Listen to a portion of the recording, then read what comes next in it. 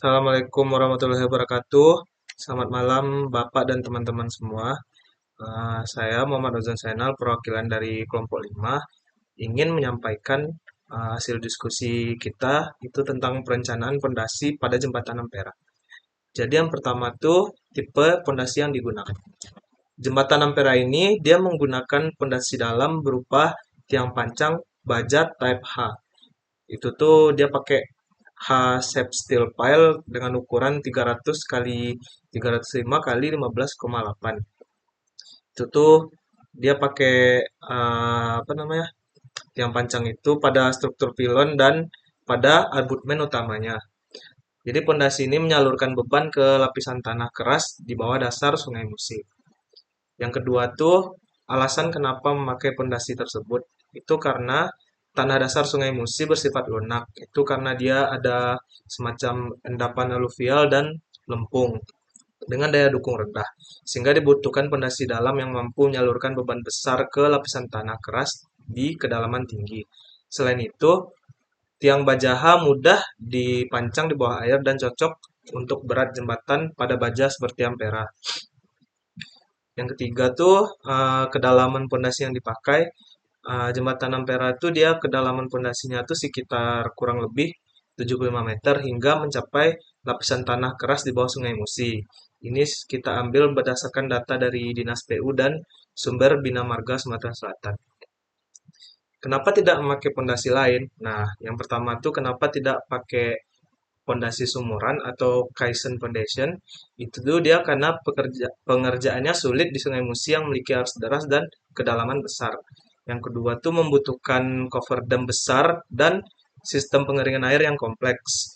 Terus ada risiko tinggi terhadap longsoran tebing dasar sungai saat penggalian. Dan juga waktu dan biaya konstruksi jauh lebih besar dibanding tiang panjang baja.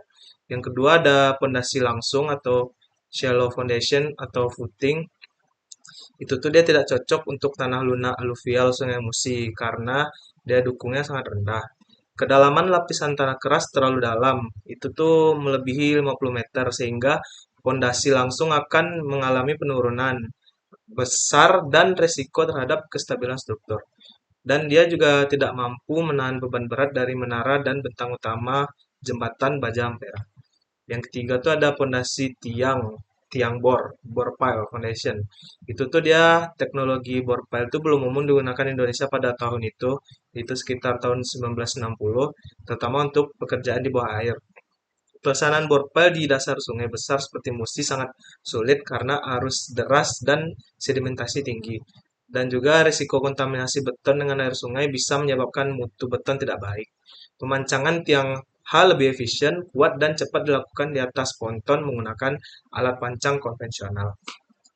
Dan juga tadi kita sudah mencari data sondir atau SPT-nya, tapi kita tidak bisa menemukan sumber valid dan segala macam. Cuman data sondir SPT spesifik untuk jembatan Ampera itu dia tidak tersedia dalam bentuk tabel atau grafik eksplisit di sumber yang ditemukan. Namun informasi teknis dan evaluasi struktur jembatan Ampera menyatakan bahwa tanah di lokasi jembatan diklasifikasikan sebagai tanah sedang berdasarkan penyelidikan tanah dari proyek LRT Palembang yang berdekatan.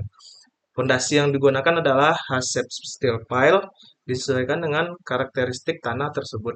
Karena data sondir mentah, nilai SPT atau profil sondir itu tidak dipublikasikan dalam dokumen yang bisa diakses, jadi tidak dapat menampilkan data sondir dalam bentuk asli. Namun, analisis teknis dari kondisi tanah dan penggunaan pondasi menunjukkan bahwa pondasi tiang pancang baja tersebut cocok dan efektif untuk menahan beban jembatan berdasarkan klasifikasi tanah sedang dan karakteristik beban jembatan Ampera. Penggunaan H-shape steel pile itu sangat sesuai dengan kondisi geoteknik yang ada untuk jembatan ini. Jadi, meskipun data sonder mentah tidak tersedia untuk ditampilkan, berdasarkan sumber resmi analisis teknis struktur dan geoteknik, pondasi yang digunakan cocok dengan kondisi tanah di lokasi jembatan Ampera. Sekian hasil diskusi dari kami. Assalamualaikum warahmatullahi wabarakatuh.